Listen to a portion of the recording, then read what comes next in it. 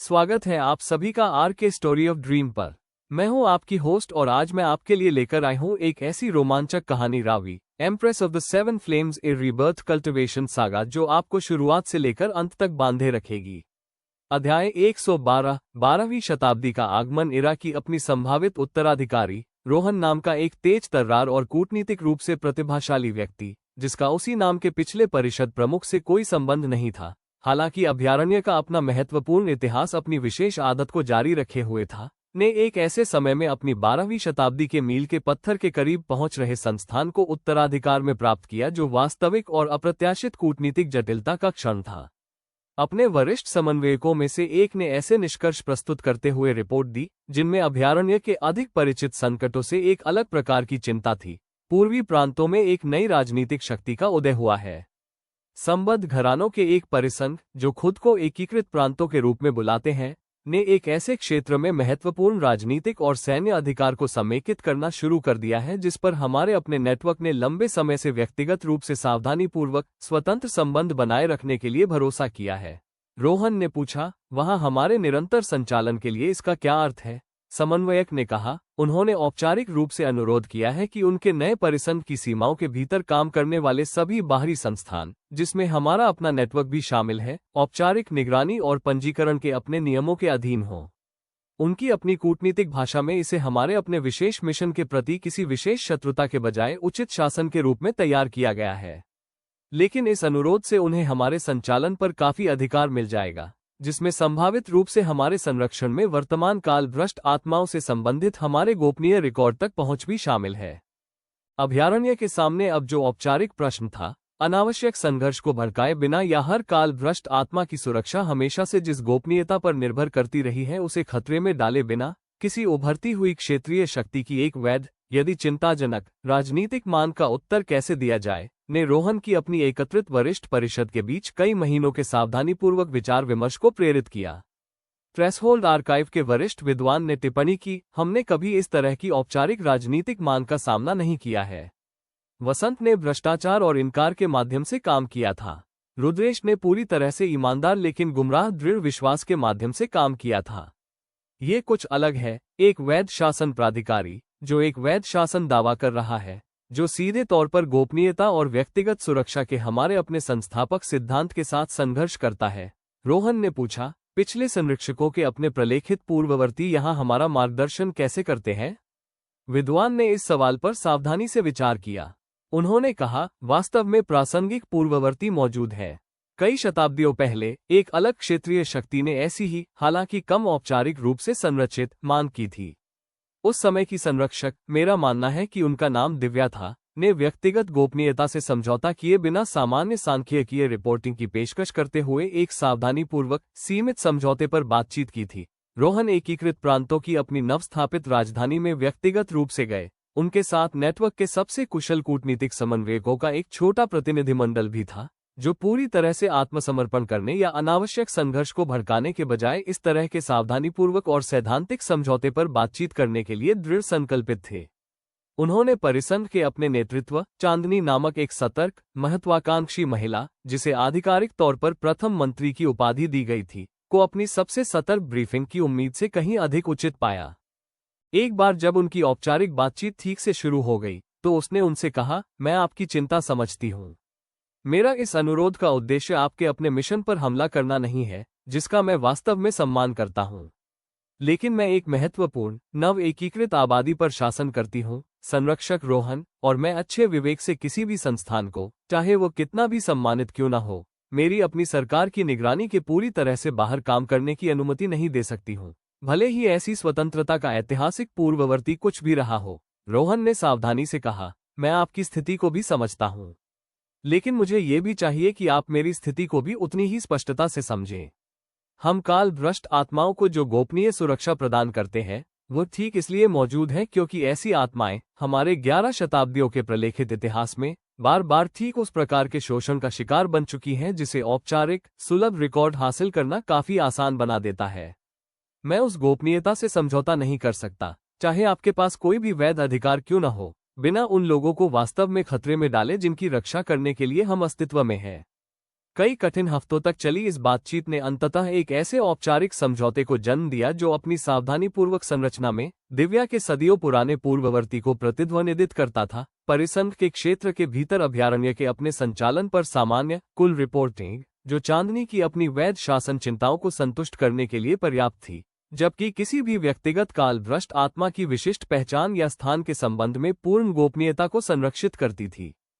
समझौते पर औपचारिक हस्ताक्षर होने पर चांदनी ने टिप्पणी की, इसके लिए हम दोनों को समझौता करना पड़ा। मुझे वो सब कुछ नहीं मिला जो मेरी अपनी सरकार की निगरानी आमतौर पर मांगती है। आपको पूरी अनुतरित स्वतंत्रता नहीं मिली। रोहन ने कहा, मेरा मानना है कि हमारे दोनों संस्थानों के बीच वास्तव में सम्मानजनक संबंध के लिए यही आवश्यक है। मुझे नहीं लगता कि हम में से कोई भी ऐसे समझौते पर भरोसा करेगा जो केवल दूसरे की शुरुआती स्थिति के सामने पूरी तरह से आत्मसमर्पण कर दे। इस सावधानीपूर्वक और सैद्धांतिक बातचीत के माध्यम से औपचारिक रूप से स्थापित एकीकृत प्रांत अकॉर्ड आने वाले वर्षों में एक ऐसा वास्तविक टेम्पलेट बन गया जिसे अभयारण्य के अपने कूटनीतिक समन्वयकों ने कई बात की उभरती क्षेत्रीय शक्तियों पर लागू किया। रोहन ने कुछ वर्षों बाद अपनी वरिष्ठ परिषद के सामने इस सफल पूर्ववर्ती को प्रस्तुत करते हुए चिंतन किया कि अभयारण्य का अपना महत्वपूर्ण इतिहास उन चुनौतियों के लिए भी वास्तविक व्यवहारिक ज्ञान प्रदान कर सकता है जिनका अनुमान इसके मूल संस्थापक में से कोई भी विशेष रूप से नहीं लगा सकता था। अभयारण्य के नेताओं के सामने बात रखते हुए उन्होंने कहा, रावी ने कभी इस तरह की औपचारिक रूप से समेकित राजनीतिक शक्ति का सामना नहीं किया था, लेकिन मेरा मानना है कि उसका अपना मूल सिद्धांत धैर्यवान, ईमानदार बातचीत, एक कठिन विरोधी के अपने वैध दृष्टिकोण का भी सम्मान करना, न कि वहां शत्रुता मान लेना जहां वास्तविक, भले ही असुविधाजनक, हितों का अंतर वास्तव में मौजूद है, ने हमें ठीक उसी तरह के सावधानीपूर्वक सम्मानजनक समाधान की ओर मार्गदर्शन किया जो उसके अपने मूल उदाहरण से एक सहस्राब्दी दूर होने के बावजूद सही साबित हुआ। अध्याय 113 कूटनीति क्या बचाती है। एकीकृत प्रांत समझौते यूनिफाइड प्रोविंसेस अकॉर्ड की अपनी सफलता ने एक दशक के भीतर 3 अतिरिक्त उभरती हुई क्षेत्रीय शक्तियों को औपचारिक रूप से अभयारण्य के साथ ऐसी ही वार्ताओं का अनुरोध करने के लिए प्रेरित किया। एक ऐसा पैटर्न जिसे रोहन ने अपने कार्यकाल के कुछ वर्षों के भीतर भुवनमंडल के अपने व्यापक राजनीतिक परिदृश्य में एक वास्तविक संरचनात्मक बदलाव के रूप में पहचाना। इस विस्तारित पैटर्न के कुछ वर्षों के बाद एक सतर्क विश्लेषण प्रस्तुत करते हुए उनके अपने वरिष्ठ कूटनीतिक समन्वयक ने अवलोकन किया, महाद्वीप का समेकन हो रहा है। छोटे स्वतंत्र क्षेत्र तेजी से बड़े, अधिक केंद्रीकृत परिसंघों में विलीन हो रहे हैं। मेरा मानना है कि यह हमारे अपने अभयारण्य की विशेष चिंताओं से कहीं आगे के वास्तविक व्यापक ऐतिहासिक बलों को दर्शाता है, लेकिन इसका मतलब यह है कि आपके अपने कार्यकाल में जितने भी वर्ष बचे हैं उनके दौरान हमें इन औपचारिक वार्ताओं का सामना कम नहीं बल्कि काफी अधिक करना पड़ेगा। रोहन ने इस निहितार्थ पर सावधानीपूर्वक विचार किया। उन्होंने कहा, तब मुझे लगता है कि हमें परिस्थितियों के अनुसार प्रत्येक संबंध पर अलग अलग बातचीत करने की तुलना में अधिक व्यवस्थित चीज की आवश्यकता है। एक औपचारिक कूटनीतिक ढांचा जो एकीकृत प्रांतों के पूर्ववर्ती से निर्मित हो, जिसे हम प्रत्येक नए परिसंघ द्वारा प्रस्तुत किए जाने वाले औपचारिक अनुरोध पर प्रतिक्रिया देने के बजाय उभरती शक्तियों को सक्रिय रूप से पेश कर सके। अभयारण्य के अपने महत्वपूर्ण इतिहास द्वारा प्रलेखित हर पिछली सफल बातचीत के सावधानीपूर्वक इनपुट के साथ आने वाले वर्षों में विकसित इस औपचारिक ढांचे ने उस रूप को स्थापित किया जिसे अभयारण्य कॉम्पैक्ट, सैंक्चुरी कॉम्पैक्ट के रूप में जाना जाने लगा। ठीक उसी प्रकार के सम्मानजनक, पारस्परिक रूप से लाभप्रद संबंध के लिए एक मानकीकृत सैद्धांतिक टेम्पलेट जिसकी शुरुआत एकीकृत प्रांत समझौते ने की थी। अपने एकत्रित कूटनीतिक समन्वयकों के सामने औपचारिक ढांचे को प्रस्तुत करते हुए रोहन ने समझाया, हम अब इसे सक्रिय रूप से किसी भी ऐसी उभरती राजनीतिक शक्ति को पेश करते हैं जिसके क्षेत्र के भीतर हमारा नेटवर्क संचालित होता है, न कि इस बात की प्रतीक्षा करते हैं कि वे अपनी पहल पर औपचारिक रूप से ओवरसाइट, निगरानी की मांग करें। मेरा मानना है कि इस तरह के सक्रिय सम्मान के साथ इन संबंधों तक पहुंचना, न कि प्रतिक्रियाशील बातचीत के साथ, व्यवहारिक परिणाम और अंततः ऐसे संबंधों को आवश्यक होने वाले अंतर्निहित विश्वास दोनों को वास्तविक रूप से मजबूत करता है। कॉम्पैक्ट की अपनी सावधानीपूर्वक सैद्धांतिक संरचना, व्यक्तिगत समझौते के बिना सामान्य पारदर्शिता, प्रत्येक संस्थान के अपने वैध अधिकार के लिए आपसी सम्मान, वास्तविक संघर्ष में बदलने से पहले चिंताओं को दूर करने के लिए औपचारिक चैनल ने आने वाले दशकों में खुद को उल्लेखनीय रूप से सफल साबित किया, जिसे अंततः भुवनमंडल के अपने काफी हद तक समेकित महाद्वीप में लगभग हर महत्वपूर्ण राजनीतिक शक्ति द्वारा अपना लिया गया। ये कॉम्पैक्ट के अपने 12वें औपचारिक अपनाने की बातचीत के दौरान था, एक बड़े पूर्वी परिसंघ के साथ जो खुद को संद्र क्रून सनडेड क्राउन कहता था, जिसका हाल ही में सैन्य विजय के माध्यम से हुआ हिंसक गठन एकीकृत प्रांतों की अपेक्षाकृत शांतिपूर्ण बातचीत से हुए समेकन में से किसी के जैसा नहीं था, कि रोहन ने अंततः इस बात की एक वास्तविक कठिन परीक्षा का सामना किया कि उनकी अपनी सावधानीपूर्वक सैद्धांतिक कूटनीति वास्तव में कितनी दूर तक जा सकती है। अनुसूचित बातचीत से पहले चिंताजनक निष्कर्ष प्रस्तुत करते हुए उनके वरिष्ठ समन्वयक ने रिपोर्ट दी, उनके अपने औपचारिक शासक, जो खुद को सम्राट कैसेन एम्परर काइजन कहते हैं, ने सीधे सैन्य बल के माध्यम से काफी क्षेत्र पर विजय प्राप्त की है। जिन छोटे घरानों को उन्होंने आत्मसात किया है, उनमें से कई विजय के ठीक बाद काफी चल रही क्रूरता की रिपोर्ट करते हैं, न कि केवल सैन्य संघर्ष, बल्कि उन आबादी के खिलाफ जानबूझकर दंडात्मक हिंसा जिन्होंने शुरू में उनके अधिकार का विरोध किया था। रोहन ने एक ऐसे प्रश्न के विशेष वजन को महसूस किया जिसका सामना उन्हें अपने महत्वपूर्ण कार्यकाल के दौरान इतने सीधे तौर पर अभी तक नहीं करना पड़ा था। क्या हम अभी भी इस तरह की प्रलेखित क्रूरता वाले शासक को कॉम्पैक्ट की पेशकश करते हैं? उनके अपने वरिष्ठ परिषद के बीच कई कठिन हफ्तों तक चली बहस ने अभयारण्य के अपने सावधानीपूर्वक धैर्यवान कूटनीतिक सिद्धांत और कैसेन की अपनी विजय ने जिस प्रकार की प्रलेखित क्रूरता को स्पष्ट रूप से जन्म दिया था, उससे कमजोरों की रक्षा करने की उसकी उतनी ही मौलिक प्रतिबद्धता के बीच एक वास्तविक तनाव को उजागर कर दिया। परिषद के एक सदस्य ने तर्क दिया, कॉम्पैक्ट की पेशकश करने से उनके अपने हिंसक तरीकों को वैध बनाने की हवा मिल सकती है। हम एक हिंसक विजेता के साथ उसी औपचारिक सम्मान के साथ पेश आ रहे होंगे जो हम एकीकृत प्रांतों जैसे शांति से समेकित होने वाले परिसंघों को देते हैं। दूसरे ने विरोध करते हुए कहा, हालांकि कॉम्पैक्ट से इनकार करना वास्तव में उनके अधिकार के तहत रहने वाले किसी भी व्यक्ति की रक्षा नहीं करता है। ये केवल हमारे अपने नेटवर्क को उस औपचारिक रिश्ते से वंचित करता है जो हमें उनके क्षेत्र के भीतर सुरक्षित रूप से काम करना जारी रखने की अनुमति दे सकता है। वर्तमान में वहां रहने वाली किसी भी कालभ्रष्ट आत्मा की रक्षा कर सकता है, भले ही हम व्यक्तिगत रूप से सत्ता में उनके अपने उदय के तरीके का न्याय कैसे भी करें। काफी विचार विमर्श के बाद रोहन ने अंततः बातचीत के साथ आगे बढ़ने का फैसला किया। कैसेन की प्रलेखित क्रूरता के किसी भी समर्थन से बाहर नहीं, बल्कि उसी सावधानीपूर्वक धैर्यवान गणना से जो हर पिछली पीढ़ी के अपने सबसे कठिन कूटनीतिक निर्णयों का मार्गदर्शन करती रही थी। अपनी औपचारिक बातचीत के दौरान उन्होंने सीधे सम्राट कैसेन से कहा, मैं इस कॉम्पैक्ट की पेशकश इसलिए नहीं कर रहा हूं कि मुझे इस बात का अनुमोदन है कि आप सत्ता में कैसे आए। मैं इसे इसलिए पेश कर रहा हूं क्योंकि आपके क्षेत्र के भीतर वर्तमान में रहने वाली काल भ्रष्ट आत्माएं हमारी निरंतर सुरक्षा की हकदार हैं, इस बात की परवाह किए बिना कि मैं व्यक्तिगत रूप से आपकी विजय विधियों के बारे में क्या सोचता हूं। मैं आपसे ये समझने के लिए कहूंगा कि यह बातचीत कोई समर्थन नहीं है। ये केवल वही धैर्यवान सावधान व्यवहारिकता है जिसे इस अभयारण्य ने हमेशा 11 शताब्दियों में किसी भी राजनीतिक वास्तविकता के प्रति लागू किया है जिसके भीतर यह खुद को संचालित होते हुए पाता है। कैसेन, जो एक कठोर गणना करने वाले व्यक्ति थे जिनकी अपनी महत्वपूर्ण सैन्य प्रतिष्ठा उनसे पहले थी, ने एक लंबी सावधान पल के लिए रोहन का अध्ययन किया। अंत में उन्होंने कहा, एक ईमानदार उत्तर। मैं झूठी खुशामद की तुलना में इसका अधिक सम्मान करता हूँ। संरक्षक, मैं उन शर्तों पर आपके कॉम्पैक्ट को स्वीकार करता हूँ, आपके समर्थन के रूप में नहीं, बल्कि मेरे अपने क्षेत्र की सीमाओं के भीतर आपकी निरंतर व्यवहारिक उपस्थिति के रूप में। अध्याय 114 तत्स्थता का भार। औपचारिक आलोचना। संद्र क्रून सनडेड क्राउन द्वारा कॉम्पैक्ट को अपनाए जाने के कुछ महीनों के भीतर ही आ गई, किसी बाहरी स्रोत से नहीं, बल्कि अभयारण्य के अपने ही विशाल नेटवर्क के भीतर से, जहां कई फील्ड समन्वयकों ने औपचारिक रूप से रोहन के उस निर्णय की समीक्षा करने का अनुरोध किया जिसके तहत उन्होंने एक ऐसे शासक के साथ बातचीत की थी जिसकी प्रलेखित क्रूरता ने उनके अपने सावधानीपूर्वक विवरण के अनुसार कॉम्पैक्ट पर औपचारिक हस्ताक्षर होने के बाद भी काफी हद तक अनियंत्रित रूप से जारी रखी थी। एक ऐसे ही समन्वयक, देविका नाम की एक युवा महिला, जिसका उसी नाम के प्राचीन विद्वान से कोई संबंध नहीं था, ने सीधे रोहन को रिपोर्ट करते हुए कहा, जिसकी आवाज में वास्तविक बमुश्किल नियंत्रित गुस्सा था, इस सीजन में 3 और गांवों में दंडात्मक हिंसा की सूचना मिली है। कैसेन ने हमारे कॉम्पैक्ट को स्वीकार किया, हमारे औपचारिक संबंध की वैधता प्राप्त की और ठीक उन्हीं क्रूर तरीकों को जारी रखा है जिन्होंने बातचीत से पहले हमारी परिषद को सबसे पहले परेशान किया था। मैं ईमानदारी से यह समझना चाहती हूं कि उसके साथ हमारा निरंतर संबंध वास्तव में क्या हासिल कर रहा है। रोहन ने अपनी छाती में उस प्रश्न के पूर्ण भार को महसूस किया। यह वही कठिन, असहज आकलन था जिसकी उन्होंने निजी तौर पर आशंका जताई थी जब उन्होंने पहली बार बातचीत के अपने महत्वपूर्ण नैतिक समझौते को स्वीकार किया था।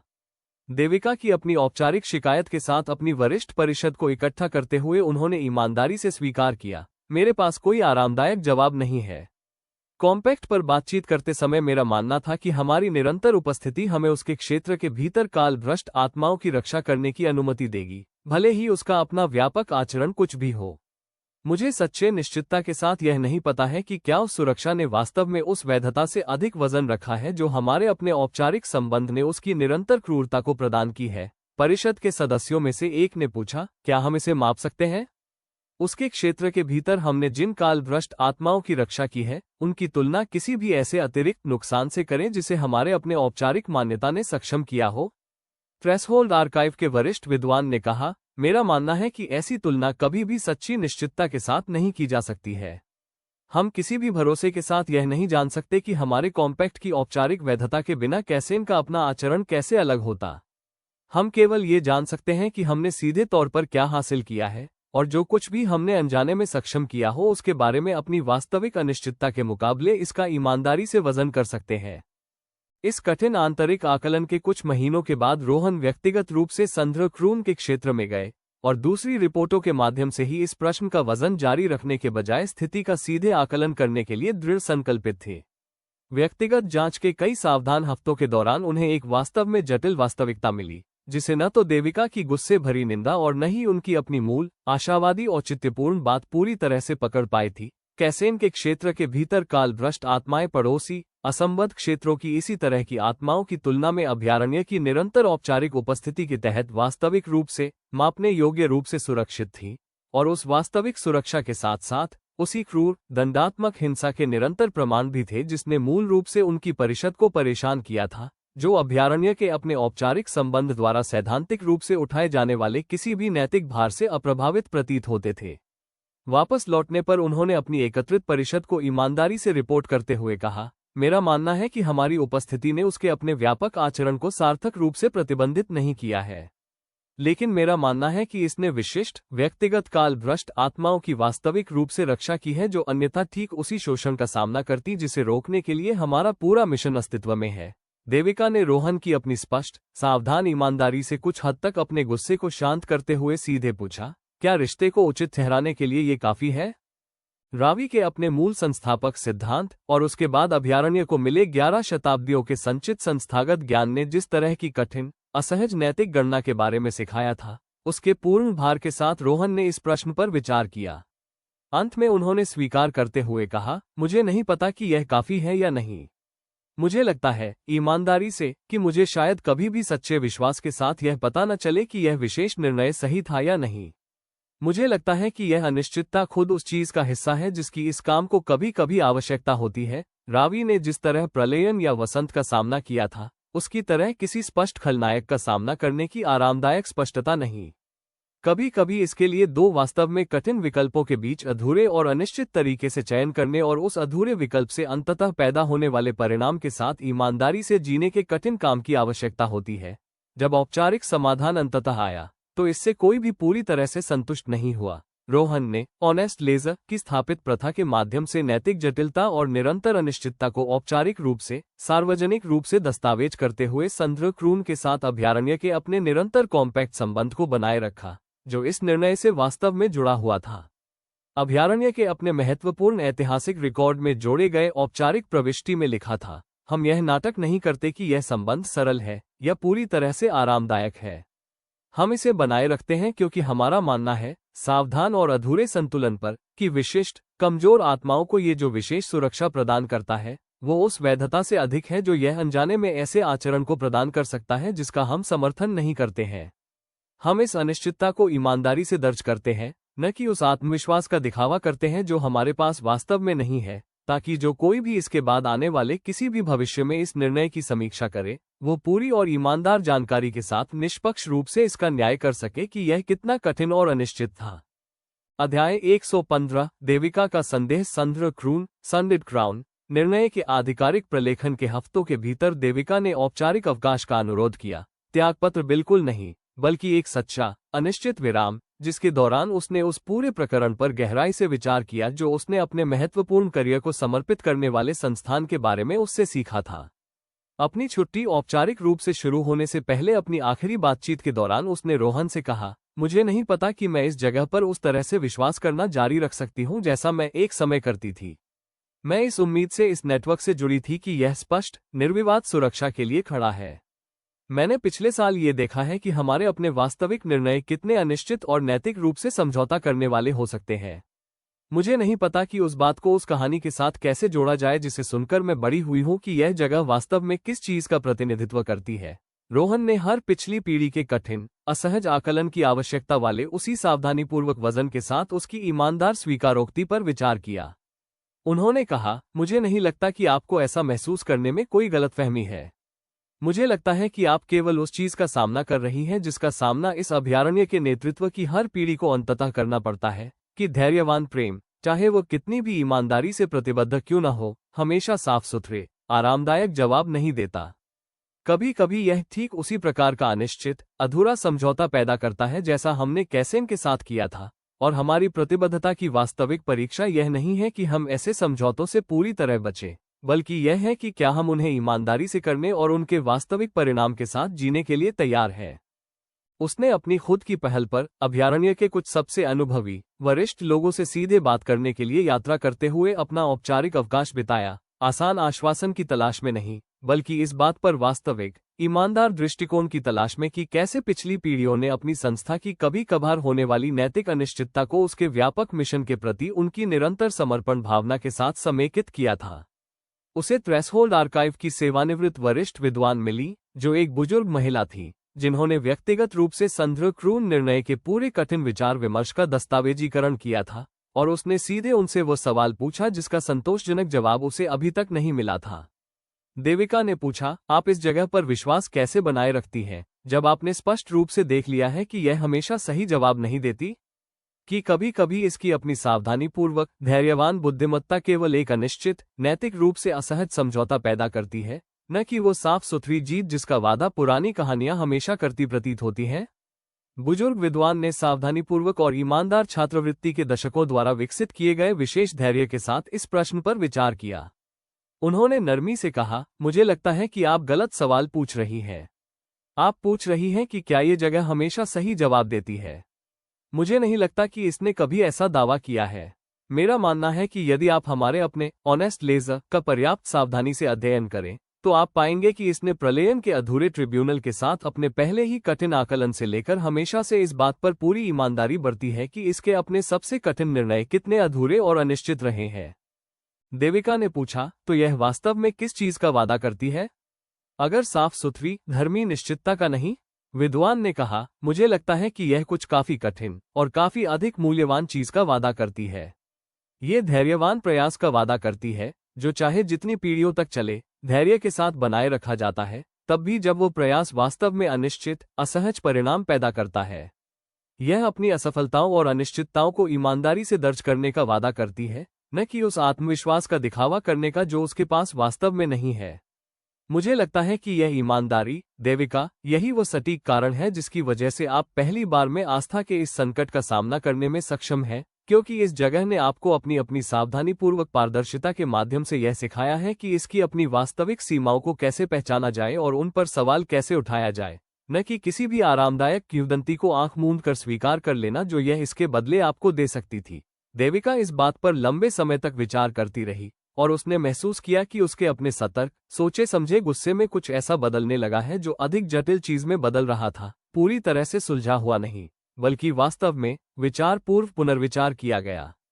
उसने धीरे से कहा, मुझे लगता है कि अब मैं समझ गई हूं कि ऑनेस्ट लेजर क्यों मौजूद है।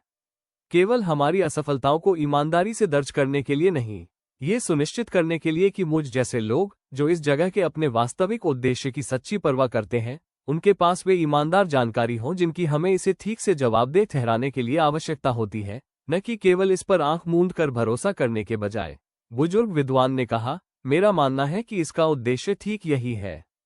और मेरा मानना है कि आपका ये संदेह, चाहे पिछले 1 साल में जितना भी दर्दनाक लगा हो, वास्तव में उस संस्था को इस बात की आवश्यकता है कि इसके लिए काम करने वाले लोग ईमानदार, सतर्क निगरानी रखें। इस अभयारण्य के अपने निरंतर इतिहास को देखते हुए मुझे काफी अधिक चिंता होती, यदि किसी को कभी भी ठीक वही महसूस न होता जो आप वर्तमान में महसूस कर रही हैं। कुछ महीनों के बाद देविका अपनी औपचारिक समन्वय भूमिका में वापस आ गई। उसका संदेह पूरी तरह से दूर नहीं हुआ था, बल्कि एक नई, अधिक परिपक्व समझ में सहजता से एकीकृत हो गया था कि उसकी अपनी निरंतर सेवा को वास्तव में किस चीज की आवश्यकता थी। वापस लौटने पर उसने रोहन से कहा, मुझे नहीं लगता कि मैं संध्र क्रून के फैसले के साथ कभी पूरी तरह सहज महसूस कर पाऊंगी। लेकिन मुझे लगता है कि अब मैं समझ गई हूं कि मेरी अपनी असुविधा इस बात का प्रमाण नहीं है कि इस जगह ने अपने संस्थापक सिद्धांत को विफल कर दिया है। मुझे लगता है कि यह इस बात का प्रमाण है कि 11 शताब्दियों के बाद भी यह सिद्धांत वास्तव में जीवित है। यह अभी भी उस तरह के ईमानदार, कठिन प्रश्न पूछने में सक्षम है जो इतने विशाल और पुराने संस्थान को कभी भी आरामदायक, अनपरीक्षित आत्मसंतोष में पूरी तरह से बसने नहीं देता। उसके अपने कठिन तरीके से प्राप्त किए गए सावधानीपूर्वक समेकन को सुनकर रोहन ने अपनी छाती में कुछ गर्माहोश महसूस किया। उन्होंने कहा, ये ठीक उसी तरह की सतर्कता है जिसकी मैं उम्मीद करता हूं कि समन्वयकों की हर पीढ़ी इस काम में लाती रहे। अंधी वफादारी नहीं, ईमानदार, सावधान जवाबदेही, जो इस बात की परवाह किए बिना कि यह जगह अपने अनिश्चित, आवश्यक प्रयास को कितने और शताब्दियों तक जारी रखती है, धैर्य के साथ बनाए रखी जाए। अध्याय 116। 13वीं शताब्दी। रोहन की अपनी उत्तराधिकारी, दिया नाम की एक सतर्क और विचारशील महिला, जिसका उसी नाम के पिछले संरक्षक से कोई संबंध नहीं था, हालांकि अभयारण्य का अपना महत्वपूर्ण इतिहास अपनी विशेष आदत को जारी रखे हुए था, ने एक ऐसे संस्थान को उत्तराधिकार में प्राप्त किया जिसके संध्र क्रून, सनडेड क्राउन, के फैसले के साथ हाल ही में हुए कठिन आकलन ने इसे उन तरीकों से वास्तविक और स्थायी रूप से बदल दिया था जिनकी पहले की अनिश्चित आत्मविश्वास वाली कई पीढ़ियों को कभी आवश्यकता नहीं पड़ी थी। अपने कार्यकाल के कुछ वर्षों के बाद अपनी वरिष्ठ परिषद को संबोधित करते हुए उसने विचार व्यक्त किया, मुझे लगता है कि हम एक अधिक समझदार संस्थान बन गए हैं, लेकिन साथ ही एक अधिक विनम्र संस्थान भी बन गए हैं। मेरा मानना है कि रोहन के अपने कठिन कार्यकाल से पहले किसी भी संरक्षक ने किसी अनिश्चित, नैतिक रूप से समझौता करने वाले निर्णय का दस्तावेजीकरण उतनी ही अटूट ईमानदारी के साथ नहीं किया होगा जितनी ईमानदारी उसकी अपनी परिषद ने अंततः दिखाई। आने वाले दशकों में संध्र क्रून ने धीरे धीरे अपनी पिछली क्रूरता को कम कर दिया, पूरी तरह से नहीं, और अभयारण्य के अपने सतर्क ऐतिहासिक रिकॉर्ड ये स्वीकार करने के लिए पर्याप्त ईमानदार थे कि इसे कॉम्पैक्ट के निरंतर प्रभाव से निश्चित रूप से नहीं जोड़ा जा सकता था, लेकिन वास्तविक रूप से, मापने योग्य रूप से, क्योंकि कैसेन का अपना महत्वपूर्ण साम्राज्य अपनी अधिक स्थिर, कम हिंसक दंडात्मक शासन व्यवस्था में ढल गया था। अभयारण्य के रिश्ते के अपने सतर्क, चल रहे दस्तावेजीकरण की समीक्षा करते हुए दिया ने अवलोकन किया, हम शायद कभी यह न जान सके कि उस बदलाव में हमारी अपनी निरंतर उपस्थिति ने योगदान दिया या नहीं। लेकिन मेरा मानना है कि रोहन का अपना मूल तर्क इसके बावजूद सही है कि विशिष्ट, कमजोर आत्माओं की हमारी निरंतर सुरक्षा व्यापक रिश्ते द्वारा उठाए जाने वाले महत्वपूर्ण नैतिक अनिश्चितता के लायक बनी रही। अभयारण्य के अपने औपचारिक 13वें शताब्दी के मील के पत्थर के प्रति दृष्टिकोण, जो दिया के कार्यकाल के कुछ दशकों बाद आखिरकार आया, इस कठिन तरीके से प्राप्त की गई काफी अधिक विनम्र परिपक्वता को दर्शाता था। न तो वह भव्य, विजयी उत्सव जो पिछली शताब्दियों ने कभी कभी पैदा किया था, और न ही वह जानबूझकर सरल, व्यक्तिगत केंद्रित अवलोकन जिसे इरा ने कभी शुरू किया था, बल्कि कुछ ऐसा था जिसने सावधानीपूर्वक, सच्चे उत्सव और सच्चे ईमानदार आकलन दोनों को एक साथ थामने का प्रयास किया था। अपनी सोची समझी शैली को प्रस्तुत करते हुए एकत्रित योजना परिषद से दिया ने कहा, हम इस बात का जश्न मनाएंगे कि इस जगह ने वास्तव में क्या हासिल किया है। निरंतर, धैर्यवान सुरक्षा की 13 शताब्दियां, अनगिनत काल भ्रष्ट आत्माओं का स्वागत और देखभाल, कई पुष्टलोकों में निर्मित वास्तविक, सार्थक संबंध। लेकिन हम ईमानदारी और जानबूझकर यह भी स्वीकार करेंगे कि इस जगह ने हमेशा क्या सही नहीं किया है। संध्र क्रून की अपनी निरंतर नैतिक जटिलता, रिकनिंग के अपने अनिश्चित, कठिन दशक, हर वो असफलता जिसे हमारे अपने ऑनेस्ट लेजर ने हमारी सम्मानित विजयों के साथ सावधानीपूर्वक संरक्षित किया है। स्मारक हॉल के अपने विशाल, प्राचीन कोर के सामने दिए गए औपचारिक शताब्दी संबोधन ने दिया को किसी भी पिछले मील के पत्थर के उत्सवपूर्ण स्वर की तुलना में काफी अधिक सूक्ष्म चिंतन में खींच लिया। भुवनमंडल के अपने महत्वपूर्ण महाद्वीप और इसके कई पुष्ट बहन लोकों से एकत्र हुए समूह को संबोधित करते हुए उसने कहा, 1300 साल। मैं आज रात यहाँ खड़े होकर हमारे द्वारा बनाई गई चीज के पैमाने के बारे में कम सोच रही हूँ, और उस विशेष, कठिन तरीके से प्राप्त बुद्धिमत्ता के बारे में अधिक सोच रही हूँ जो उस पैमाने ने अंततः हमें सिखाई है। रावी की अपनी पीढ़ी ने स्पष्ट, पहचाने जाने योग्य क्रूरता के खिलाफ धैर्यपूर्वक और ईमानदारी से लड़ना सीखा। बाद की पीढ़ियों ने, जब किसी विशेष संकट के लिए लड़ना बुद्धिमत्ता नहीं थी, तब धैर्यपूर्वक और विनम्रता से गवाह बनना सीखा। मेरा मानना है कि हमारी अपनी पीढ़ी ने इससे भी कठिन कुछ सीखा है कि कभी कभी धैर्यवान प्रेम को वास्तव में अनिश्चित, नैतिक रूप से जटिल विकल्पों को बनाने की आवश्यकता होती है, और किसी ऐसे आत्मविश्वास का दिखावा करने के बजाय जो हमारे पास वास्तव में नहीं है, उस अनिश्चितता का दस्तावेजीकरण करने का ईमानदार साहस रखना होता है। उसने अपना हाथ प्राचीन पत्थर पर रखा और इसके मौसम के थपेड़े सहे महत्वपूर्ण सतह में दबी 13 शताब्दियों की संचित गर्माहट को महसूस किया। दिया ने आगे कहा, मेरा मानना है कि रावी खुद 13 शताब्दियों पहले इस नदी में डूबते हुए जागते हुए उस विशेष आकार की बुद्धिमत्ता का अनुमान नहीं लगा सकती थी जिसकी उसकी अपनी एकल असाधारण पसंद ने आखिरकार उस संस्थान के लिए आवश्यकता पैदा की जिसने इसे प्रेरित किया। मेरा मानना है कि वो वसंत की सदी भर की महत्वाकांक्षा, या रुद्रेश के ईमानदार लेकिन विनाशकारी दृढ़ विश्वास, या रिकनिंग के अपने अनिश्चित अनसुलझे ब्रह्मांडीय रहस्य, या कैसेन के अपने वास्तव में कठिन नैतिक समझौते का अनुमान नहीं लगा सकती थी। लेकिन मेरा मानना है कि प्रत्येक युग की अपनी विशेष चुनौतियों ने अंततः जिस विशिष्ट बुद्धिमत्ता की मांग की हो, ये जगह उसके अपने मूल आवश्यक सिद्धांत के प्रति वफादार बनी रही है, धैर्यवान ईमानदार प्रेम, जो आसान जीत की किसी भी गारंटी के बिना पेश किया जाता है और प्रत्येक पीढ़ी के अपने विशेष युग की आवश्यकता के अनुसार किसी भी कठिनाई और अनिश्चितता के पार बनाए रखा जाता है। एकत्रित सभा ने उसके शब्दों को हर पिछले शताब्दी के मील के पत्थर द्वारा प्राप्त किए गए विशेष विचार विमर्शपूर्ण सन्नाटे के साथ स्वीकार किया। एक वास्तविक साझा मान्यता की इस विशाल असाधारण संस्था का अपना महत्वपूर्ण ज्ञान 13 शताब्दियों में सरल विजयी किंवदंती की तुलना में कुछ अधिक बनावट वाला और ईमानदार बन गया था, जिसे कोई भी सरल कहानी कभी पूरी तरह से कैद नहीं कर सकती थी। दिया ने अपने कार्यकाल के शेष वर्ष इसी सतर्क ईमानदार काम को जारी रखने में बिताए, आसान आराम या साफ सुथरे समाधान की तलाश नहीं की, बल्कि एक ऐसे सिद्धांत के प्रति वास्तविक धैर्यवान निष्ठा रखी जिसने 13 शताब्दियों के संचित ज्ञान में किसी भी सरल कहानी के ईमानदारी से दावा करने की तुलना में काफी अधिक मांग वाला और काफी अधिक वास्तविक रूप से मूल्यवान साबित किया था। वह अपनी एक महत्वपूर्ण उम्र में शांति से इस दुनिया से विदा हुई और उनके अपने स्मारक शिलालेख में सीधे तौर पर लिखा था, दिया, जिन्होंने इस जगह को ये सिखाया कि 13 शताब्दियों में ईमानदारी से अभ्यास किया गया धैर्यवान प्रेम आसान जवाबों का वादा नहीं करता है।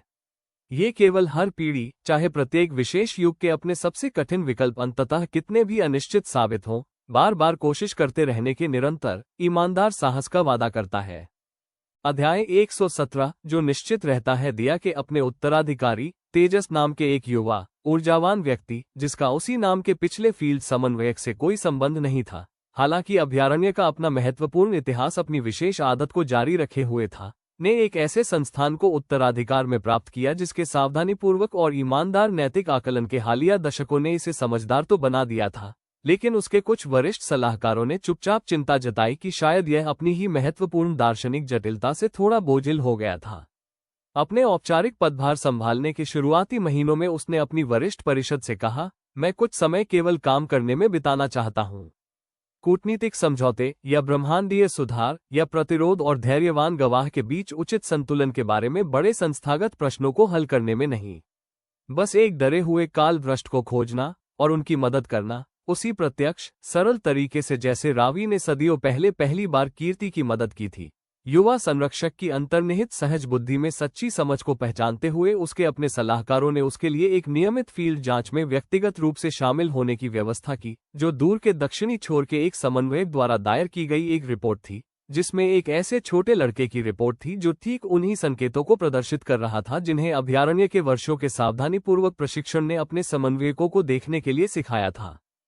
उसे वो लड़का मिल गया, रावण नाम का एक शांत सतर्क बच्चा, जिसकी उम्र शायद 8 वर्ष थी, जो अभयारण्य की किसी भी प्रमुख चौकी से काफी दूर एक साधारण मछली पकड़ने वाले गांव में एक बुजुर्ग दादा के साथ रहता था।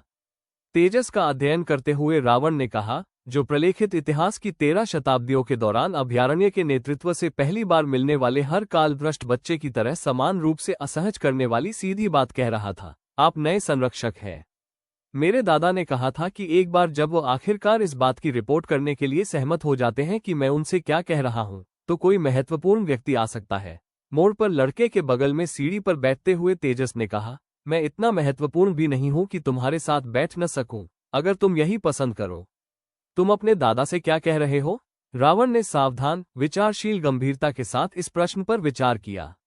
उसने कहा कि मुझे एक अलग जीवन याद है। एक पूरा शहर इस गांव की किसी भी चीज से बड़ा एक ऐसे तट के साथ बसा हुआ है जो इस जैसा नहीं दिखता है। मुझे किसी तरह के तूफान में मरना याद है, हालांकि मुझे ये ठीक से याद नहीं है कि कैसे। मैंने अपने दादा को बताया और उन्होंने पहले मुझ पर विश्वास नहीं किया। उन्हें लगा कि मैं बस कहानियां सुना रहा हूं। किस बात ने उनका मन बदला? रावण ने कहा, मैं ऐसी बातें जानता था जो मुझे नहीं जाननी चाहिए थी। नौकाओं के बारे में, मछली पकड़ने की तकनीकों के बारे में और एक ऐसे प्रकार की गांठ के बारे में जो उन्होंने पहले कभी नहीं देखी थी, जो स्पष्ट रूप से इस गांव में इस्तेमाल होने वाली किसी भी चीज से काफी बेहतर काम करती थी। उसके बाद उन्होंने अधिक ध्यान से सुनना शुरू कर दिया। तेजस ने आने वाले दिन लड़के के साधारण सामान्य जीवन में ही बिताए, मछली पकड़ने के जाल को ठीक करने में मदद करना, रावण की टुकड़ों टुकड़ों में बंटी यादों को सुनना और उस प्रकार के धैर्यवान, बिना किसी जल्दबाजी के भरोसे को बनाना जिसे हर पिछली पीढ़ी के सबसे सावधान समन्वयकों ने विकसित करना सीखा था। एक पुराने जाल में एक जिद्दी गांठ को सुझाने में तेजस के काम को देखते हुए अपने तीसरे दिन रावण ने आखिरकार पूछा, क्या आप मुझे ले जाने वाले हैं? तेजस ने ईमानदारी से कहा, जब तक तुम खुद न आना चाहो तब तक नहीं। यह अभयारण्य तुम्हें एक विकल्प देने के लिए मौजूद है रावण, एक ऐसी जगह जहां तुम्हें समझा जाएगा। ऐसे अन्य लोगों से घिरे रहोगे जो ठीक वही धो रहे हैं जो तुम धो रहे हो, अगर वास्तव में तुम यही चाहते हो। लेकिन तुम्हारे दादा स्पष्ट रूप से तुमसे प्यार करते हैं और यह गांव स्पष्ट रूप से तुम्हारा घर है, और मेरा मानना नहीं है कि तुम्हारी मदद करने का मतलब इनमें से किसी भी चीज को बिना किसी जरूरत के तुमसे दूर ले जाना है। स्पष्ट राहत के साथ रावण ने इस बात पर विचार किया। उसने कहा, मुझे नहीं लगता कि मैं जाना चाहता हूं। मैं बस चाहता था कि कोई मुझ पर विश्वास करे। मेरे दादा अब मुझ पर विश्वास करते हैं। मुझे वास्तव में मुख्य रूप से यही चाहिए था। तेजस कुछ हफ्तों के बाद अभयारण्य के अपने महत्वपूर्ण मैदान में वापस आ गया और अपने साथ रावी के मूल संस्थापक सिद्धांत के वास्तविक अर्थ की एक नई, बेहद व्यक्तिगत समझ लेकर आया, जिसे 13 शताब्दियों की संचित वृद्धि ने अनिवार्य रूप से जोड़ दिया था। सरल, जमीनी अनुभव पर अपनी अपनी प्रतिक्रिया प्रस्तुत करते हुए उसने अपनी एकत्रित परिषद से कहा, मुझे लगता है कि हम कभी कभी भूल जाते हैं कि इस जगह के अस्तित्व का जो वास्तविक, आवश्यक काम है, वह अक्सर हमारी अपनी संस्थागत जटिलता की तुलना में काफी सरल होता है। हमेशा भव्य कूटनीतिक बातचीत या ब्रह्मांडीय रहस्य या कठिन नैतिक समझौता नहीं होता। कभी कभी यह केवल एक सीढ़ी पर बैठना, मछली पकड़ने के जाल को ठीक करना और एक डरे हुए बच्चे को ये बताना होता है कि उस पर वास्तव में पूरी तरह से विश्वास किया जाता है। आने वाले महीनों में उसने एक औपचारिक प्रथा की स्थापना की जिसके तहत हर संरक्षक के कार्यकाल में प्रत्यक्ष, हाथों हाथ फील्ड वर्क के नियमित, निरंतर अवधि शामिल होना अनिवार्य कर दिया गया। समन्वयकों पर पूरी तरह से नहीं छोड़ा गया, चाहे वे कितने भी सक्षम हो, बल्कि व्यक्तिगत रूप से किया गया, ताकि यह सुनिश्चित हो सके कि अभयारण्य के नेतृत्व ने रावी द्वारा पहली बार स्थापित किए गए सरल, आवश्यक उद्देश्य से कभी भी प्रत्यक्ष, तत्काल संपर्क न खोया हो। वर्षों बाद अपने अपने संभावित उत्तराधिकारी को यह विशेष, कठिन तरीके से प्राप्त प्रथा सौंपते हुए उसने कहा, मैं चाहता हूं कि हर भविष्य का संरक्षक उस बात को याद रखे जो मुझे उस सीढ़ी पर बैठने पर याद आई थी, अभयारण्य की महत्वपूर्ण परंपरा की हर दूसरी चीज के साथ, कि चाहे हम कितनी भी भव्य, जटिल संस्थागत बुद्धिमत्ता क्यों न जमा कर लें, चाहे ये जगह अपने असाधारण काम को कितने भी शताब्दियों तक जारी रखे, इसका वास्तविक हृदय कभी नहीं बदला है। कोई डरा हुआ व्यक्ति और उनके साथ बस बैठने के लिए पर्याप्त धैर्यवान व्यक्ति, जो जाल को ठीक कर रहा हो और भरोसा बना रहा हो, एक समय में एक ईमानदार, बिना जल्दबाजी वाला दिन। अध्याय 118, रावण का गांव। रावण के साधारण मछली पकड़ने वाले गांव के साथ अभयारण्य का अपना निरंतर संबंध आने वाले वर्षों में कुछ ऐसा बन गया जिसे तेजस ने इसके अपने शांत, जैविक विकास को देखते हुए अपने कार्यकाल की अपनी चुपचाप महत्वपूर्ण उपलब्धियों में से एक माना। कोई औपचारिक चौकी नहीं या कोई नाटकीय बचाव नहीं, बल्कि एक हल्का, सम्मानजनक उपस्थिति जो गांव की अपनी स्वतंत्रता और रावण की अपनी विशेष, निरंतर जरूरतों दोनों का सम्मान करती थी। इस क्षेत्र को सौंपे गए समन्वयक ने इस सावधान, निरंतर संबंध के लगभग 5 वर्षों के बाद रिपोर्ट दी, हम वर्ष में 2 बार हाल चाल लेते हैं। रावण के दादाजी हमारी मुलाकातों को वास्तव में पसंद करने लगे हैं, हालांकि उन्होंने हर एक बार यह स्पष्ट कर दिया है कि उन्हें किसी अधिक औपचारिक, संरचित भागीदारी में कोई दिलचस्पी नहीं है। रावण खुद फल फूल रहा है, स्थिर, आश्वस्त और परिस्थितियों से अपनी अलग स्थिति के साथ शांति से। तेजस ने पूछा, क्या उसने अंततः अभयारण्य का दौरा करने में कोई दिलचस्पी व्यक्त की है? समन्वयक ने कहा, कुछ उत्सुकता, लेकिन रहने के लिए स्थानांतरित होने की कोई वास्तविक इच्छा नहीं। मुझे लगता है कि उसने ठीक वही संतुलन पाया है जिसे ये जगह हमेशा संभव बनाने के लिए बनी थी, ये जानना कि वो जो ढो रहा है उसमें वह अकेला नहीं है, जबकि अभी भी अपना साधारण सार्थक जीवन ठीक वहीं बना रहा है जहां वह पहले से ही जुड़ा हुआ है। रावण, जो अब अपनी किशोरावस्था के शुरुआती दिनों में बड़ा हो चुका था, उसने अपने 15वें वर्ष के दौरान अभयारण्य के एक औपचारिक दौरे का अनुरोध किया, रहने के लिए नहीं, बल्कि आखिरकार खुद उस संस्थान को सीधे देखने के लिए जिसने उन सभी वर्षों पहले उसके दादाजी के साधारण बरामदे में पहली बार उस पर विश्वास किया था। तेजस उससे व्यक्तिगत रूप से घाट के अपने बड़े बाहरी दरवाजे पर मिले और उस जीवन को देखने की विशेष गर्माहट महसूस की जिसे उन्होंने व्यक्तिगत रूप से छुआ था और जो अपनी वास्तविक विचारशील परिपक्वता में लगातार बढ़ रहा था। अभयारण्य के अपने काफी बड़े फैले हुए मैदानों को वास्तविक आश्चर्य के साथ देखते हुए रावण ने कहा, यह मेरी कल्पना से भी बड़ा है। मैं बौद्धिक रूप से जानता था कि यह सदियों और कई लोकों में फैला हुआ है। इसे सीधे देखना फिर भी किसी तरह अलग है। संरक्षक के रूप में पहली बार सही मायने में इसके बीच से गुजरने की बात याद करते हुए तेजस ने स्वीकार किया, जब मैंने पहली बार संरक्षक के रूप में इसके बीच से सही मायने में यात्रा की थी तो इसने मुझे भी हैरान कर दिया था। मुझे लगता है कि यह बस उस चीज का हिस्सा है जो ये जगह हर पीढ़ी को सिखाती है, चाहे इसके अपने इतिहास को कितनी भी बार बताया और फिर से बताया जाए, कि किसी चीज को बौद्धिक रूप से समझना कभी भी उसके वास्तविक महत्वपूर्ण वजन को सीधे अनुभव करने के समान नहीं होता है। रावण ने अभयारण्य के अपने महत्वपूर्ण मैदानों की खोज में एक पूरा हफ्ता बिताया, अन्य काल भ्रष्ट निवासियों से मुलाकात की, थ्रेशोल्ड आर्काइव की अपनी व्यापक लाइब्रेरी में सावधानीपूर्वक अध्ययन किया और अपनी अंतिम शाम को घाट के अपने शांत किनारे पर तेजस के साथ एक निजी बातचीत का अनुरोध किया, वही जगह जहां तेजस ने एक निजी गर्म दर्द के साथ ध्यान दिया कि कई पिछली पीढ़ियों की अपनी सबसे महत्वपूर्ण बातचीत स्पष्ट रूप से हुई थी। रावण ने उनसे ईमानदारी से कहा, मुझे नहीं लगता कि मैं औपचारिक रूप से इस जगह से जुड़ना चाहता हूँ, उस तरह नहीं जैसे कुछ काल भ्रष्ट बच्चे अंततः चुनते हैं। मुझे लगता है कि मेरा अपना जीवन उस मछली पकड़ने वाले गांव में मेरे दादाजी के साथ उस साधारण भविष्य को बनाने के लिए विकसित होने के लिए बना है जिसकी ओर मुझे वास्तव में बुलाया गया है। तेजस ने कहा, मुझे लगता है कि यह बिल्कुल सही विकल्प है, अगर वास्तव में तुम यही चाहते हो। रावण ने बात जारी रखते हुए कहा, लेकिन मैं किसी तरह मदद करना चाहता हूँ। जिस तरह मेहर की अपनी परदादी ने कभी औपचारिक रूप से नेटवर्क में शामिल हुए बिना मदद करने का रास्ता खोजा था, मैं भी वैसा ही कुछ करना चाहता हूँ। मैं चाहता हूँ कि मेरा अपना गांव एक ऐसी जगह बने जिस पर अभयारण्य भरोसा कर सके, जिस तरह उसने स्पष्ट रूप से उनकी जगह पर भरोसा करना सीखा था। इस बातचीत से जो औपचारिक व्यवस्था उभरकर सामने आए, रावण अपने ही क्षेत्र के भीतर एक अनौपचारिक विश्वसनीय संपर्क के रूप में काम कर रहा था, जो अभयारण्य के अपने समन्वयकों को उन किसी भी चिंताजनक पैटर्न के बारे में सचेत करता था जिन पर उसका ध्यान जाता था, बिना कभी औपचारिक रूप से स्थानांतरित हुए या नेटवर्क की अपनी संरचित पदानुक्रम में शामिल हुए। आने वाले दशकों में ठीक उसी प्रकार की हल्की, सम्मानजनक, समुदाय में रची बसी उपस्थिति का एक वास्तविक मॉडल बन गई जिसे तेजस के अपने कार्यकाल ने तेजी से महत्व देना शुरू कर दिया था। प्रियंका के अपने सुधारों ने पीढ़ियों पहले पहली बार जिस योगदान की विविधता की कल्पना की थी, तेजस ने रावण की अपनी विशेष व्यवस्था को अपनी वरिष्ठ परिषद के सामने इसी तरह के भविष्य के संबंधों के लिए एक औपचारिक टेम्पलेट के रूप में प्रस्तुत करते हुए विचार व्यक्त किया। मुझे लगता है कि यह ठीक वही विविधता है। हर काल भ्रष्ट आत्मा और हमारे नेटवर्क के निरंतर काम से छुए गए हर परिवार को पूर्ण औपचारिक भागीदारी और पूर्ण अलगाव के बीच चयन करने की आवश्यकता नहीं है। कभी कभी सबसे मूल्यवान टिकाऊ योगदान ठीक यही होता है, एक साधारण समुदाय में गहराई से रची बसी एक विश्वसनीय उपस्थिति जो शांत भाव से उन सभी जरूरतों को देखती रहती है जिन्हें पूरा करने के लिए हमारे अपने व्यापक नेटवर्क को अंततः बुलाया जा सकता है।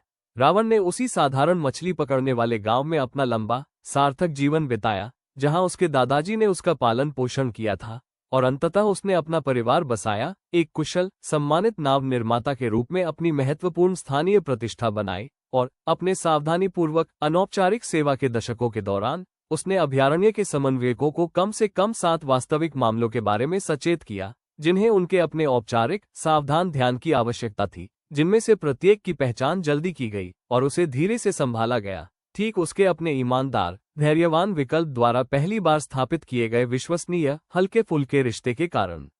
वह अपनी एक महत्वपूर्ण उम्र में शांति से इस दुनिया से विदा हो गया और उसके परिवार के अनुरोध पर उसका नाम अभयारण्य के अपने विशाल दूर के स्मारक हॉल के बजाय गांव के अपने मछली पकड़ने के नाव घाटों के पास एक छोटी साधारण पट्टिका पर जोड़ा गया, एक ऐसा विकल्प जिसे तेजस के उत्तराधिकारी ने वर्षों बाद इसके बारे में जानकर पूरे असाधारण संस्थान को मिले अब तक के सबसे उपयुक्त सम्मानों में से एक माना।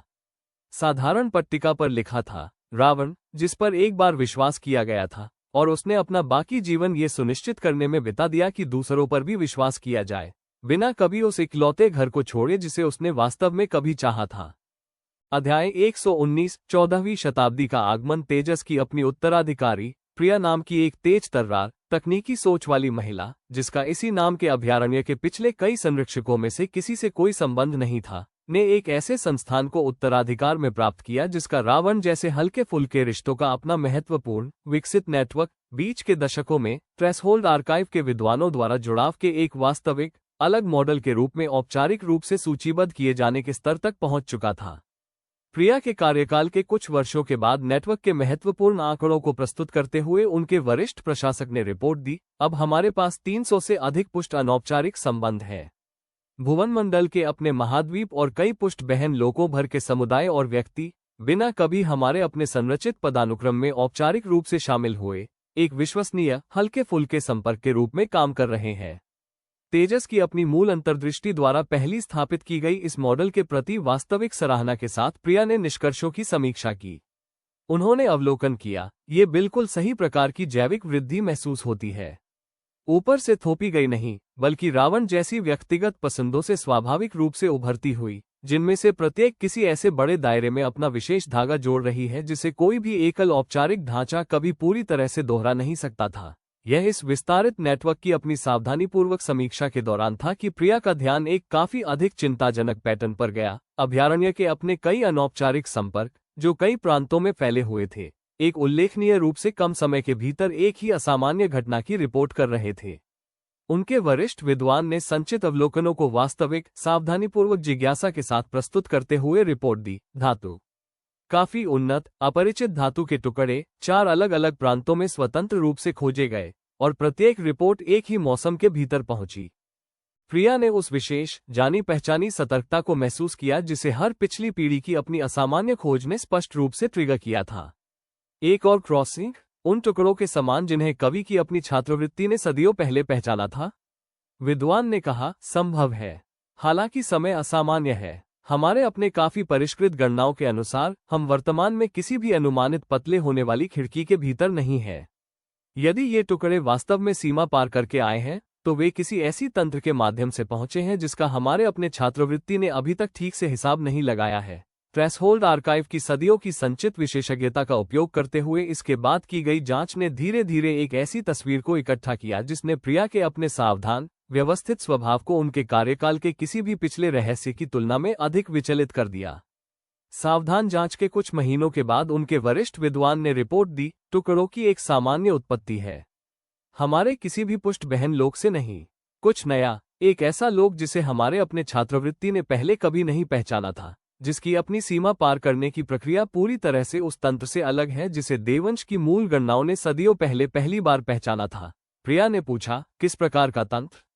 विद्वान ने सावधानी से कहा, हमारा मानना है कि यह लोग जानबूझकर सक्रिय संपर्क का प्रयास कर रहा हो सकता है, प्राकृतिक रूप से होने वाली पतली खिड़की के दौरान पार करने के बजाय, जिस तरह से हर पिछला पुष्ट रिश्ता पहली बार शुरू हुआ था, बल्कि एक ऐसे माध्यम से सक्रिय रूप से कृत्रिम रूप से एक संबंध को मजबूर कर रहा है जिसका हमारे अपने सदियों के छात्रवृत्ति ने पहले कभी सामना नहीं किया है। इस खुलासे ने प्रिया को उनके अपने सावधान विचारशील स्वभाव की तुलना में काफी तेजी से एक आपातकालीन परिषद बुलाने के लिए प्रेरित किया। अपनी एकत्रित लीडरशिप के सामने उन्होंने कहा, यदि किसी अन्य लोक ने प्राकृतिक रूप से पतली होने वाली खिड़कियों के इंतजार करने के बजाय जानबूझकर संपर्क को मजबूर करने की क्षमता विकसित कर ली है, तो ये हमारे अपने महत्वपूर्ण प्रलेखित इतिहास में एक वास्तविक अभूतपूर्व घटना का प्रतिनिधित्व करता है। हम उनके इरादों को नहीं जानते हैं। हम नहीं जानते कि क्या वे अभयारण्य के अपने अंतरक्षेत्रीय संपर्क के प्रति सावधान सैद्धांतिक दृष्टिकोण जैसा कुछ साझा करते हैं, या क्या वे किसी काफी अधिक चिंताजनक चीज का प्रतिनिधित्व करते हैं। परिषद के सदस्यों में से एक ने पूछा, क्या हमें खुद संपर्क का प्रयास करना चाहिए या उनके अपने इरादों को और अधिक स्पष्ट होने का इंतजार करना चाहिए? प्रिया ने हर पिछले संरक्षक के अपने सबसे महत्वपूर्ण निर्णय द्वारा आवश्यक समझे गए उसी सावधानीपूर्वक वजन के साथ इस प्रश्न पर विचार किया।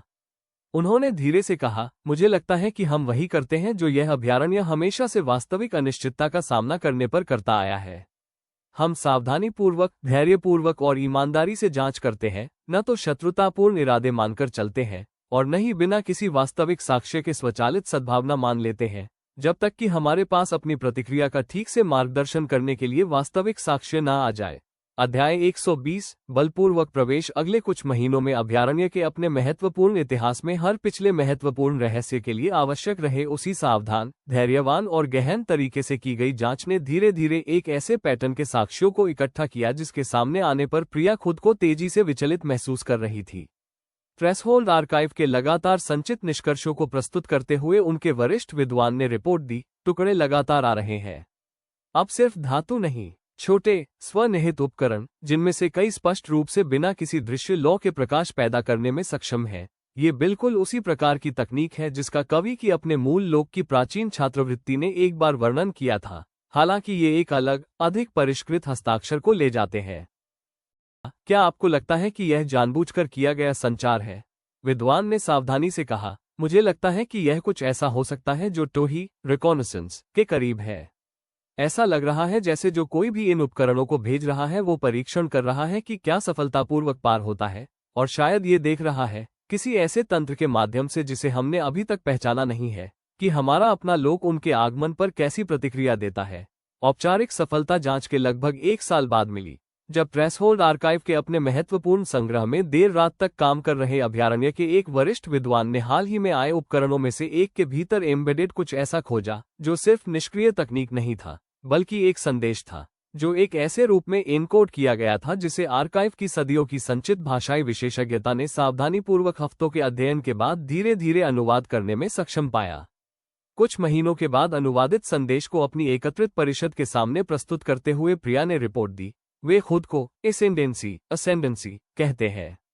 एक ऐसा लोक जिसका अपना तकनीकी विकास, उनके अपने विवरण के अनुसार, दुनिया के बीच की सीमा पार करने वाले संपर्क को जानबूझकर, कृत्रिम रूप से मजबूर करने के बिंदु तक पहुंच गया है। उन प्राकृतिक, दुर्लभ पतली खिड़कियों का इंतजार नहीं कर रहा है जिन पर हर पिछला पुष्ट रिश्ता निर्भर करता रहा है। परिषद के सदस्यों में से एक ने पूछा, वे क्या चाहते हैं? प्रिया ने अनुवादित पाठ से सावधानीपूर्वक पढ़ा। वे अपने इरादों को शांतिपूर्ण, विद्वानों की रुचि के रूप में बताते हैं, जिस भी लोक तक उनकी तकनीक उन्हें पहुंचने की अनुमति देती है, उनका अध्ययन करने और संभावित रूप से व्यापार करने की इच्छा। लेकिन वे बिना किसी विशेष सूक्ष्मता के ये भी स्पष्ट करते हैं कि इस तरह के संपर्क को मजबूर करने की उनकी अपनी क्षमता हर उस लोक की तुलना में एक महत्वपूर्ण तकनीकी लाभ का प्रतिनिधित्व करती है जो वर्तमान में सीमा के अपने प्राकृतिक, अप्रत्याशित समय पर निर्भर करता है। इस खुलासे ने अभयारण्य के अपने वरिष्ठ नेतृत्व के बीच एक वास्तविक, सावधान बहस को प्रेरित किया, जो थ्रेशोल्ड आर्काइव की अपनी व्यापक छात्रवृत्ति द्वारा प्रलेखित किसी भी पिछले पहले संपर्क के परिदृश्य की तुलना में काफी अधिक जटिल थी। आर्काइव के वरिष्ठ विद्वान ने अवलोकन किया, हर पिछला पुष्ट रिश्ता प्राकृतिक, आपसी संवेदनशीलता के माध्यम से शुरू हुआ था। आत्माएं मृत्यु और पुनर्जन्म के माध्यम से, या अर्जव की अपनी ऐतिहासिक यात्रा जैसे सावधानीपूर्वक बातचीत किए गए, आपसी सहमति से जानबूझकर पार करने के माध्यम से अप्रत्याशित रूप से पार हुई। यह मौलिक रूप से अलग है, एक ऐसा लोक जिसका अपना तकनीकी लाभ उन्हें हमारी वास्तविक तैयारी या स्वागत करने की इच्छा की परवाह किए बिना अपनी खुद की समय सीमा पर संपर्क को मजबूर करने की अनुमति देता है। प्रिया ने सीधे पूछा, क्या हमें इसे एक खतरे के रूप में मानना चाहिए? विद्वान ने स्वीकार किया, मुझे नहीं पता। उनके अपने बताए गए इरादे वास्तविक रूप से शांतिपूर्ण लगते हैं, लेकिन मुझे लगता है कि हम उन बताए गए स्पष्ट इरादों को बिना किसी सावधान, धैर्यवान सत्यापन के सीधे स्वीकार करने में नासमझ होंगे, ये देखते हुए कि उनकी अपनी तकनीक स्पष्ट रूप से एक महत्वपूर्ण शक्ति असमानता का प्रतिनिधित्व करती है। हर पिछली पीढ़ी के सबसे महत्वपूर्ण संकट के लिए आवश्यक रही उसी सावधान, सैद्धांतिक सावधानी का उपयोग करते हुए प्रिया ने औपचारिक रूप से केप रिकॉर्ड और हर दूसरे पुष्ट बहन संस्थान के साथ एक संयुक्त परिषद बुलाई। इस तरह की पहली सभा स्पष्ट रूप से किसी साझा आंतरिक संकट पर केंद्रित नहीं थी, बल्कि इस बात पर थी कि कैसे सामूहिक रूप से एक ऐसे नए, बाहरी पावर का जवाब दिया जाए जिसकी अपनी क्षमताएं संयुक्त नेटवर्क के सदियों के अनुभव से पहले कभी सामना की गई किसी भी चीज से अधिक थी। एकत्रित बहु लोकसभा के सामने उन्होंने कहा, मेरा प्रस्ताव है कि हम सावधानीपूर्वक और सामूहिक रूप से जवाब दें। संपर्क से पूरी तरह इनकार न करें, जो मुझे लगता है कि हमारी प्राथमिकता की परवाह किए बिना इसे मजबूर करने की उनकी अपनी प्रदर्शित क्षमता को देखते हुए दोनों तरह से अव्यवहारिक होगा और संभावित रूप से नासमझी भरा होगा, जो वास्तविक पारस्परिक रूप से लाभप्रद रिश्ते की संभावना को बंद कर देगा। बल्कि हमारे अपने महत्वपूर्ण इतिहास में हर पिछले महत्वपूर्ण रिश्ते के लिए आवश्यक रहे उसी धैर्यवान सावधान सत्यापन के साथ प्रतिक्रिया दें, न कि केवल इसलिए स्वचालित विश्वास बढ़ा दें क्योंकि उनके अपने बताए गए इरादे उचित लगते हैं। केप्ट रिकॉर्ड के वर्तमान नेता ने तत्काल औपचारिक सहमति व्यक्त की। उन्होंने कहा, हम पूरी तरह से सहमत हैं।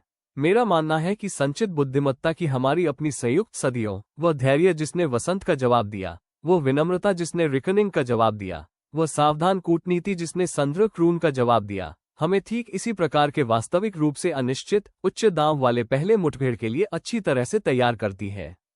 आने वाले हफ्तों में सावधानी से तैयार किया गया और उसी एन्कोडेड तंत्र के माध्यम से प्रेषित औपचारिक प्रतिक्रिया जिसके द्वारा एसेंडेंसी का अपना प्रारंभिक संदेश पहली बार नियोजित किया गया था, ने अभयारण्य की अपनी सावधान सैद्धांतिक स्थिति को स्थापित किया। संभावित रिश्ते के लिए वास्तविक खुलापन, आपसी सम्मान और क्रमिक सत्यापित विश्वास निर्माण पर स्पष्ट ईमानदार आग्रह के साथ जोड़ा गया, न कि उनकी उन्नत तकनीक का प्रतिनिधित्व करने वाली महत्वपूर्ण शक्ति असमानता की किसी भी तात्कालिक बिना आलोचना के स्वीकृति के रूप में। औपचारिक प्रतिक्रिया की अपनी सावधान रूपरेखा को प्रस्तुत करते हुए प्रिया ने अपनी एकत्रित कम्युनिटी से कहा, हम अभी तक यह नहीं जानते हैं कि एसेंडेंसी वास्तविक अवसर का प्रतिनिधित्व करती है या वास्तविक खतरे का।